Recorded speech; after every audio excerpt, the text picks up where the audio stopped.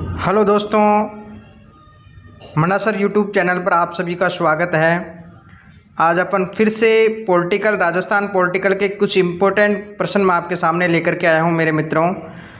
और ये प्रश्न किस एग्ज़ाम के लिए रहेंगे उसको भी मैं आपको बता दूं। जो भी student BSTC, PTT, Rajasthan police, पटवार, जिसका भी एग्ज़ाम राजस्थान से संबंधित एग्ज़ाम की तैयारी कर रहा है उसके लिए बहुत ही लाभकारी हेल्पफुल ये वीडियो होने वाली है उनके लिए। तो सबसे पहले देखते हैं, एक एक प्रश्न मैंने अच्छे से अपने दिमाग से बनाए हैं और आपको अच्छा लगे तो इस वीडियो को लिंक ज़रूर शेयर करना और सब्सक्राइब करना मेरे दोस्तों।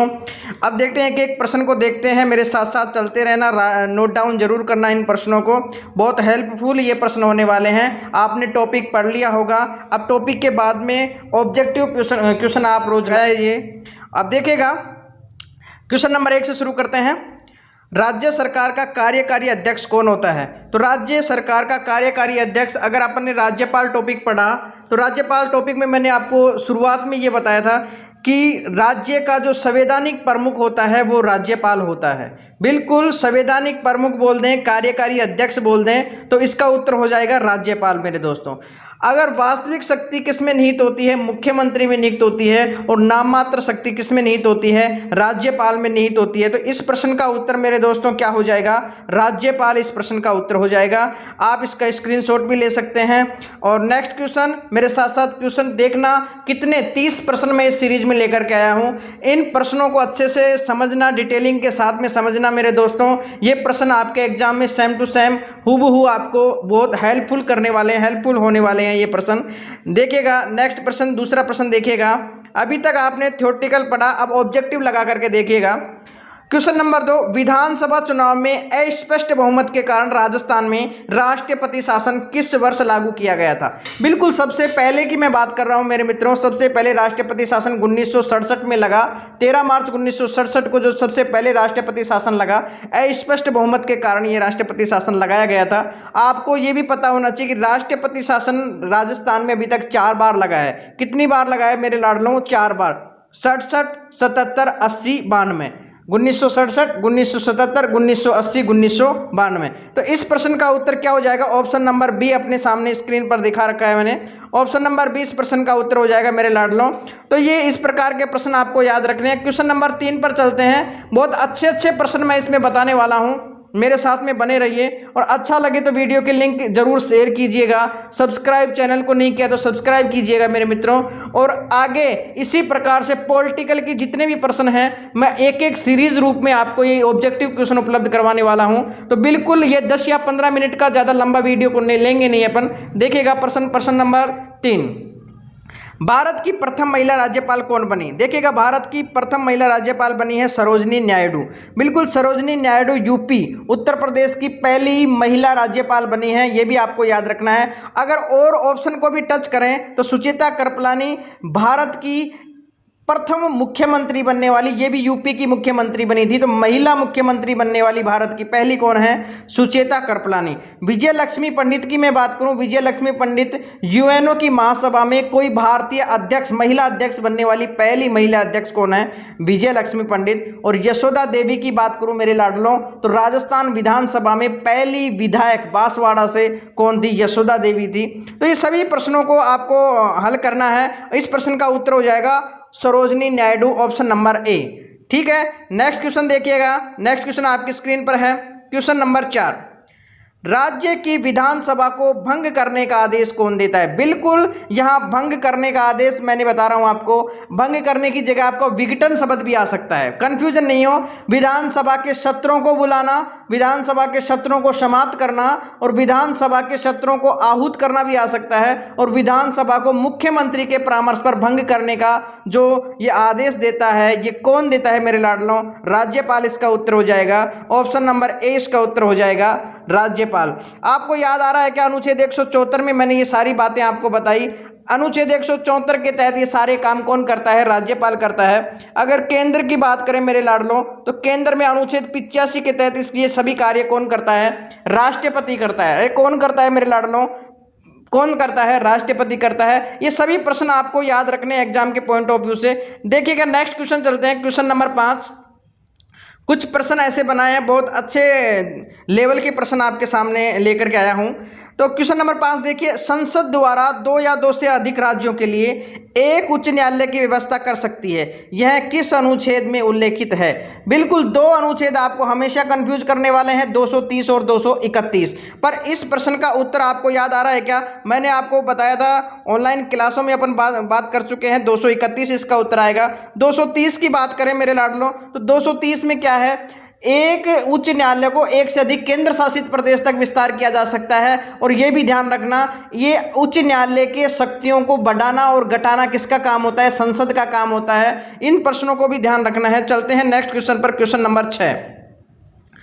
उच्च न्यायालय के न्यायाधीश अपना त्याग पत्र किसे देते हैं? बिल्कुल, जल्दबाजी में इतने कंफ्यूज हो जाते हैं मेरे मित्र लोग, भावना में बह जाते हैं। तो ऐसे भावना में नहीं बहना है मेरे लाडलों। प्रश्न देखो और प्रश्न का उत्तर अच्छे से समझना क्या आ सकता है। राज्यपाल करूं या राष्ट्रपति करूं? आपके दिमाग में ये प्रश्न आ रहा होगा। देखो, हाई कोर्ट के न्यायाधीशों को त्याग पत्र देना है, जो नियुक्ति करता है ना उसी को त्याग पत्र देंगे। आप कहोगे हाई कोर्ट के न्यायाधीशों की नियुक्ति तो राष्ट्रपति करता है। बिल्कुल, त्याग पत्र भी किसी को देंगे मेरे लाडलों, त्याग पत्र भी राष्ट्रपति। ऑप्शन नंबर सी इसका आंसर हो जाएगा। ये सभी बातें आपको याद रखनी है। क्वेश्चन नंबर 7 आपके सामने है स्क्रीन पर। राजस्थान में प्रथम ग्राम न्यायालय की स्थापना कहाँ हुई है? बिल्कुल, ग्राम न्यायालय की स्थापना बालोतरा, बस्सी, बैसरोडगढ़, चोहटन। याद आ रहा है क्या आपको मेरे लाडलों? बिल्कुल याद आ रहा है क्या? बिल्कुल नहीं आ रहा तो आप उत्तर लगाइए। ऑप्शन नंबर 20 का उत्तर आएगा बस्सी। और बस्सी कहाँ है? जयपुर वाली बस्सी की मैं बात कर रहा हूँ मेरे लाडलों। यहाँ पर क्या खोला गया था? ग्राम न्यायालय की स्थापना सबसे पहले की गई थी। ये प्रश्न भी आपके स्क्रीन पर है। दूसरा प्रश्न देखिएगा, क्वेश्चन नंबर 8। आप जिला न्यायाधीशों की नियुक्ति किसके द्वारा की जाती है? देखिएगा, ऑप्शनों को देखिएगा, राष्ट्रपति, ऑप्शन नंबर बी राज्यपाल, ऑप्शन नंबर सी है उच्च न्यायालय का मुख्य न्यायाधीश, और ऑप्शन नंबर डी है उच्च न्यायालय के परामर्श पर राज्यपाल। तो देखिएगा, बहुत अच्छे से डिजाइन किया हुआ प्रश्न है, इसमें आप बिल्कुल भावना में बह जाएंगे। पर ध्यान रखें, ऑप्शन नंबर कौन सा करना है? डी आपको इसका उत्तर करना है। ऑप्शन नंबर डी इसका आंसर हो जाएगा। उच्च न्यायालय के परामर्श पर कौन है? राज्यपाल करता है। ये सब बातें आपको याद रखनी है। क्वेश्चन नंबर 9 पर चलते हैं। क्वेश्चन नंबर 9 क्या है? राजस्थान उच्च न्यायालय की जयपुर में पीठ कब स्थापित की गई? जयपुर में पीठ कब स्थापित की गई? तो आप बताना 1977। ऑप्शन नंबर बी सही करना मेरे लाडलों, 1977 आपका आंसर हो जाएगा। ऑप्शन नंबर बी जयपुर में पीठ। आपसे पूछा जाए जयपुर में ये पीठ समाप्त भी की गई थी क्या? बिल्कुल समाप्त की गई थी। कब समाप्त की गई थी मेरे लाडलों? तो ये 1958 में जयपुर में जो इसकी ब्रांच थी उसको समाप्त कर दिया गया। फिर दोबारा से कब किया गया? 1977 में इसको शुरू किया गया है। ये सब बातें आपको याद रखनी है मेरे लाडलों। इसके बाद में बात करें आगे की, क्वेश्चन नंबर 10। संविधान लागू होने के बाद राजस्थान उच्च न्यायालय के प्रथम मुख्य न्यायाधीश कौन बने? देखो, प्रश्न को अच्छे से पढ़ना, आप भावना में नहीं बह जाना। देखो, ऑप्शन नंबर 1 कमलकांत वर्मा, कैलाश नाथ वाचु, पीके बनर्जी, रणजीत सिंह सरकारिया। काफ़ी लोगों को तो यही नहीं पता होगा संविधान लागू कब हुआ। अरे मेरे लाडलों, 26 जनवरी 1950 को संविधान लागू हुआ। आप कहोगे 26 जनवरी 1950 को संविधान लागू हो गया था क्या? बिल्कुल लागू हो गया था। इसी दिन कौन सा दिवस मनाते हैं? गणतंत्र दिवस मनाते हैं। कौन सा दिवस मनाते हैं? गणतंत्र दिवस मनाते हैं। और संविधान लागू होने के बाद की बातें कर रहा हूँ मेरे लाडलों। इनका उत्तर बताना, कैलाश नाथ वाचु। ऑप्शन नंबर बी आपका आंसर सही होगा। ऑप्शन नंबर बी आप इसमें प्रश्न का उत्तर करेंगे। और प्रश्न नंबर इसमें 10 नंबर प्रश्न में आपका उत्तर हो जाएगा ऑप्शन नंबर बी मेरे लाडलों। ऑप्शन नंबर बी क्या है? कैलाश नाथ वाचु। बिल्कुल मैं इन्हीं की बात कर रहा हूं। आपको ऑप्शन नंबर ए भी दिख रहा है, कमलकांत वर्मा। काफी लोग इस पर भी टिक करके आएंगे। क्यों? क्योंकि ये प्रथम मुख्य न्यायाधीश थे। अरे मेरे लाडलों, राजस्थान हाईकोर्ट की स्थापना देखी जाए 29 अगस्त 1949 को हुई है। अरे कब हुई है? 29 अगस्त 1949 को हुई है स्थापना। तो स्थापना के समय मुख्य न्यायाधीश कौन थे? कमलकांत वर्मा थे। और बाद में संविधान लागू होने के बाद में कौन से वाचु हैं? कैलाश नाथ वाचु। ये सभी बातें आपको याद रखनी है। नेक्स्ट क्वेश्चन पर चलते हैं, क्वेश्चन नंबर 11। राजस्थान उच्च न्यायालय की स्थापना कब हुई? अभी आपने इसमें नेक्स्ट स्लाइड में अभी देखा था आपने 29 अगस्त 1949 को। तो मेरे लाडलों, इसका उत्तर आ जाएगा ऑप्शन नंबर ए। इस प्रश्न का आंसर हो जाएगा 29 अगस्त 1949। नेक्स्ट क्वेश्चन, अधीनस्थ न्यायालय की श्रेणी में नहीं आता है। अच्छे से पढ़ना, दिमाग लगाना, दिमाग लगाओ मेरे दोस्तों, दिमाग लगाओ इस प्रश्न में। जिला न्यायालय, मुंसिफ न्यायालय, राजस्व मंडल, अतिरिक्त जिला न्यायाधीश का न्यायालय। लगाओ दिमाग लगाओ, क्या आपका सही है या गलत है? ऑप्शन नंबर सी मैं इसका कर देता हूं, राजस्व मंडल की मैं बात कर रहा हूं। बिल्कुल राजस्व मंडल अधीनस्थ न्यायालय की श्रेणी में नहीं आता है मेरे लाडलों, बिल्कुल नहीं आता है। ध्यान रहेगा नहीं रहेगा आपको, बिल्कुल ध्यान रखना चाहिए आपको। ये इस श्रेणी में नहीं आता, ये एक राजस्व मंडल, इसका मुख्यालय अजमेर में है। ध्यान रखना, राजस्व मंडल इसमें न्यायालय के अंतर्गत नहीं आता है। समझ में आया नहीं आया? नेक्स्ट क्वेश्चन चलते हैं। क्वेश्चन नंबर 13 की बात करते हैं मेरे लाडलो। क्वेश्चन नंबर 13 आपकी स्क्रीन पर है। वर्तमान में राजस्थान उच्च न्यायालय में मुख्य न्यायाधीश सहित कुल न्यायाधीशों की संख्या कितनी है? बिल्कुल कुल न्यायाधीशों की बात हुई है इस बार। कुल न्यायाधीशों की संख्या कितनी है तो आप बताना। कुल न्यायाधीशों की संख्या है मेरे लाडलों 50। पिछले BSTC एग्जाम में यही तो आया था, 1 + 49, आई मीन इसका अर्थ हो जाएगा 50। तो आप बताना, एक तो कौन रहेगा? मुख्य न्यायाधीश, और 49 रहेंगे अन्य न्यायाधीश। इतनी संख्या भी राजस्थान हाईकोर्ट में है मेरे लाडलों। देखिएगा नेक्स्ट क्वेश्चन नंबर 14। उच्च न्यायालय के अधिकार क्षेत्र को बढ़ाने या घटाने की शक्ति किसके पास है? बिल्कुल किसके पास है, मैं पहले ही बता चुका हूं। ऑप्शन नंबर बी, आप इसका उत्तर करना। ऑप्शन नंबर बी, संसद के पास है। यस यस, वेरी गुड, यही आपको करना चाहिए था। संसद के पास है उच्च न्यायालय के अधिकार क्षेत्र को बढ़ाने और घटाने की शक्ति। याद रह जाएंगे क्या मेरे लाडलों? नेक्स्ट क्वेश्चन देखिएगा, प्रश्न नंबर 15 देखिएगा। उच्च न्यायालय की परमादेश जारी करने की शक्ति के अंतर्गत आते हैं। ये कौन सा अधिकार है उच्च न्यायालय का? ये प्रश्न आपकी स्क्रीन पर है मेरे लाडलों। संवैधानिक अधिकार, मौलिक अधिकार, सांविधिक अधिकार, उपयुक्त सभी। लगाओ दिमाग लगाओ दिमाग, क्या आएगा इसका उत्तर? काफी लोग भावना में बह जाएंगे, देखना इसका उत्तर आएगा जय माता दी। लगा दो उपयुक्त सभी। अरे क्या लगाओगे? उपयुक्त सभी। आप कहोगे होता क्या है ये? अरे होता ये है, संवैधानिक अधिकारों की बात करें अपन, मौलिक अधिकारों की बात करें, ये परमादेश एक तो रिट है। पहले आपको पता होना चाहिए क्या है ये, रिट है। हाई कोर्ट को देखो, सुप्रीम कोर्ट को देखो। सुप्रीम कोर्ट 5 प्रकार के रिट जारी करता है, हाई कोर्ट 6 प्रकार के रिट जारी करता है। तो सुप्रीम कोर्ट को रिट जारी करना एक मौलिक अधिकारों के अंतर्गत आता है। अनुच्छेद 32 आपने देखा नहीं देखा? पर परमादेश ये देखा जाए अपने को उच्च न्यायालय है, कानूनी न्यायालय कानूनी कार्यवाही पर भी रिट जारी कर सकता है। बिल्कुल रिट जारी कर सकता है। इंजेक्शन रिट की मैं की बात करने वाला हूं आपके सामने। तो इसका उत्तर आ जाएगा जय माता दी, उपयुक्त सभी। देखिएगा क्वेश्चन नंबर 16 की बात कर लेते हैं। किसी राज्य के उच्च न्यायालय में निम्न में से कौन सी मुख्य अधिकारिता नहीं है? बिल्कुल कौन सी मुख्य अधिकारिता नहीं है? इस प्रश्न को अच्छे से पढ़ना, ध्यान से पढ़ना मेरे लाडलों, ध्यान से पढ़ो जल्दी से।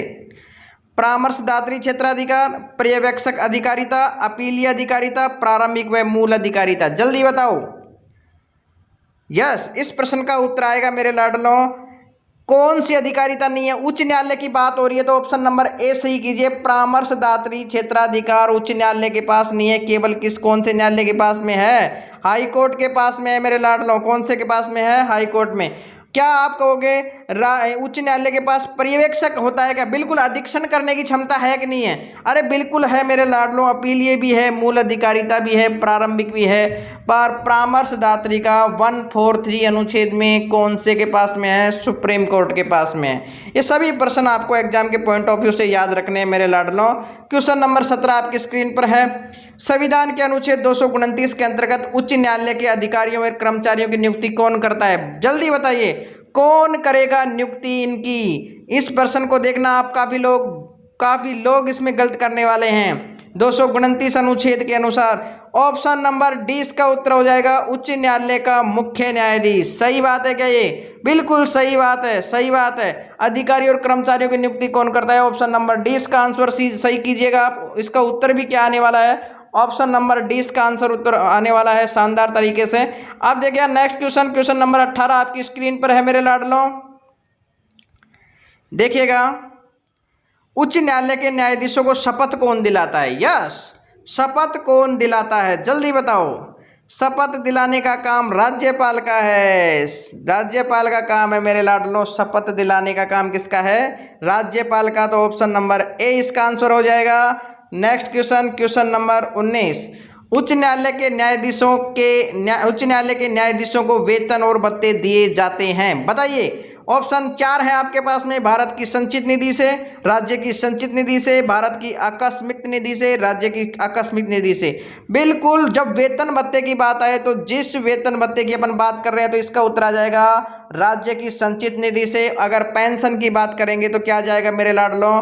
भारत की संचित निधि से। याद रह जाएगा कि सारी बातें।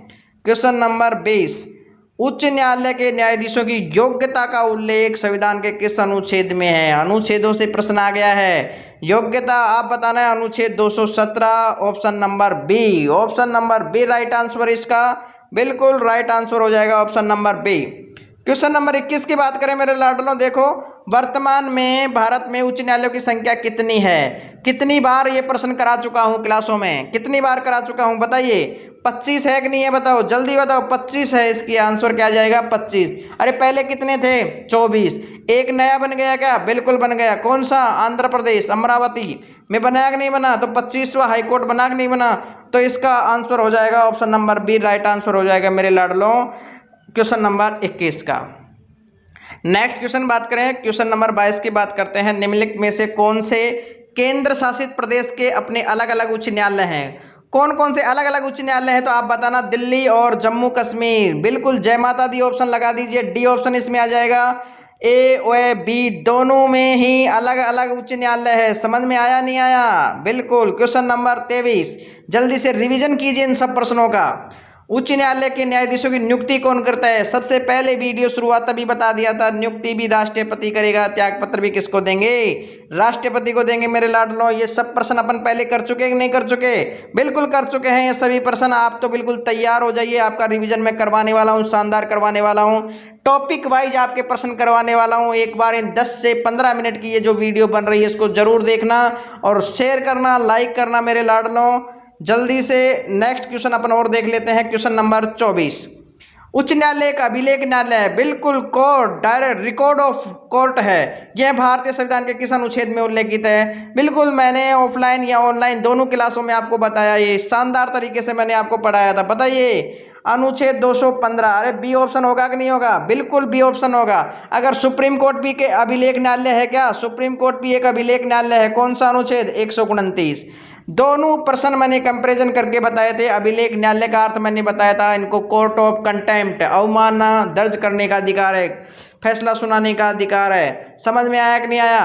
अपने अवमानना पर दंड देने का अधिकार है। समझ में आया नहीं आया? बिल्कुल समझ में आ गया होगा। क्वेश्चन नंबर 25 की बात करते हैं। निम्न में से किस रिट को केवल उच्च न्यायालय ही जारी कर सकता है? यस, मैंने बताया था रिट अधिकारिता में देखा जाए तो कौन बड़ा है? उच्च न्यायालय बड़ा है मेरे लाडलों। उच्च न्यायालय, हाईकोर्ट 6 प्रकार के रिट जारी करता है और वो जो 6 नंबर की रिट है वो कौन सी रिट है मेरे लाडलों? इंजेक्शन। क्या लगाएगा? इंजेक्शन। इंजेक्शन का मतलब होता है अंतरिम राहत। अरे क्या है मेरे लाडलों? अंतरिम राहत। समझ में आया नहीं आया? बिल्कुल समझ में आ गया होगा। अलग से रिट जारी करता है, अंतरिम राहत मैंने बताया। नेक्स्ट क्वेश्चन नंबर 26 आपके स्क्रीन पर है मेरे लाडलों। किसी मामले में कानूनी कार्यवाही रोकने के लिए उच्च न्यायालय द्वारा अधीनस्थ न्यायालय को निम्न में से कौन सी रिट जारी की जाती है? जल्दी बताओ, कौन सी रिट जारी करेंगे? कानूनी कार्यवाही को रोकना शब्द आया है। रोकना शब्द आया है तो आपको बिल्कुल से लगाना है। प्रतिषेध का मतलब भी क्या होता है मेरे लाडलो? रोकना होता है। अगर इसको लैटिन भाषा में देखें तो होता है प्रोबेशन। क्या होता है मेरे लाडलो? प्रोबेशन होता है। समझ में आया नहीं आया आपको? बिल्कुल शानदार तरीके से आपको देखना है।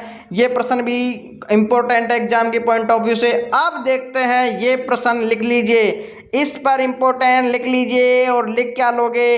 लिख लेना, एग्जाम में आने की प्रबल संभावना इस प्रश्न की है मेरे लाडलों।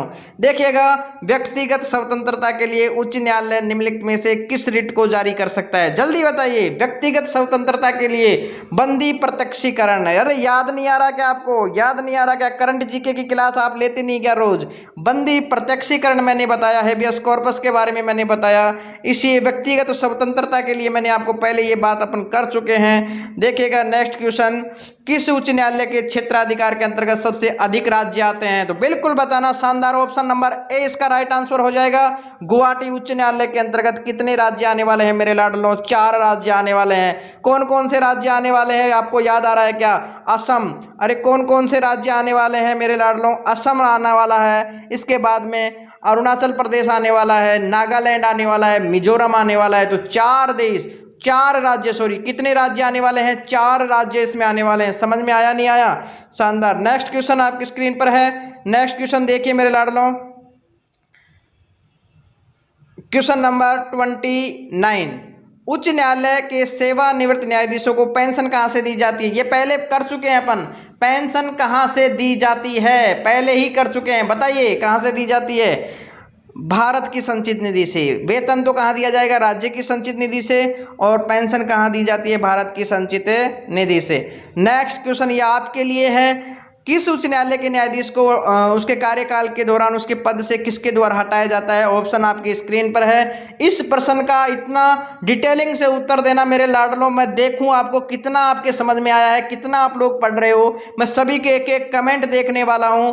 किसने लास्ट तक ये वीडियो देखी, किसने सभी प्रश्नों को हल किया, और किस विधि से हटाते हैं, कौन से अनुच्छेद में है, ये पूरे डिटेलिंग के साथ नाम लिख करके बताना मेरे लाडलों। विश्वास हो जाएगा मेरे को कि आप भी मेरी तरह दिन रात लग गए हो अब तैयारी करने के लिए। अब आप उठ चुके हो, अब आपको लगना है 100% लगना है मेरे लाडलों। अब तैयार हो जाओ, अब किसी का इंतजार अपने को नहीं करना है। थैंक यू दोस्तों, इस चैनल को सब्सक्राइब करें, आगे बढ़ाने की कोशिश करें। थैंक यू, धन्यवाद मेरे दोस्तों।